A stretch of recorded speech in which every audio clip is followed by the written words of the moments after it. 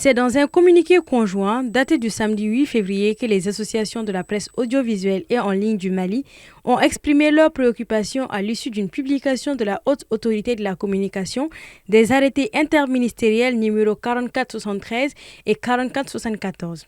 En effet, ces arrêtés fixent les montants et les modalités de paiement de la redevance annuelle pour l'exploitation des services privés de communication audiovisuelle, les frais de délivrance de l'autorisation d'établissement, d'exploitation et de changement de typologie des 10 services, peut-on lire dans le communiqué. Nous avons quelques soucis avec la Haute Autorité de la Communication par rapport au nouveau tarif des redevances que les télévisions, les radios, les web TV et les web radios doivent payer dans les jours à venir ou dans les années à venir. Nous estimons que ces nouveaux tarifs sont intenables pour les médias qui sont déjà agonisants.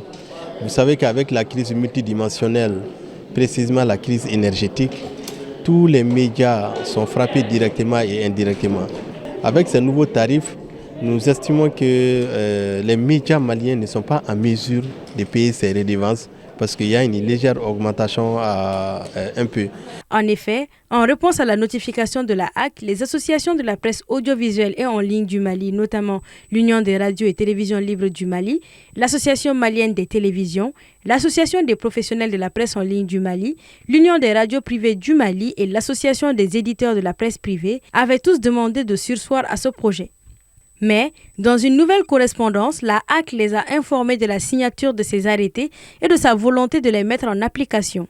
Une décision considérée par les associations de la presse audiovisuelle et en ligne du Mali comme une menace directe à la survie de la presse malienne tout entière. Bon, nous avons été surpris quand même de voir qu'il y a eu une augmentation unilatérale sans pour autant passer par ces négociations au préalable. Dire qu'on va ajouter, qu'on va inventer d'autres charges encore, vraiment c'est pourquoi nous avons demandé la suspension pure et simple de ces dispositions aujourd'hui. L'application de ces nouveaux tarifs constitue une vraie menace pour la survie des médias. Vous serez d'accord avec moi que déjà avec la crise actuelle, les médias sont, je peux dire, vivotent.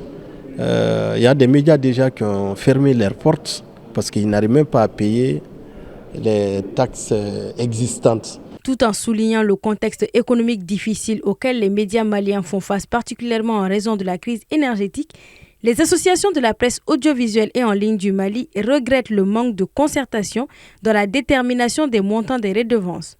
Les associations demandent donc un report de la mise en œuvre de ces arrêtés et appellent à l'ouverture d'un dialogue inclusif avec les autorités compétentes afin de trouver une solution concertée et adaptée à la réalité économique des médias au Mali.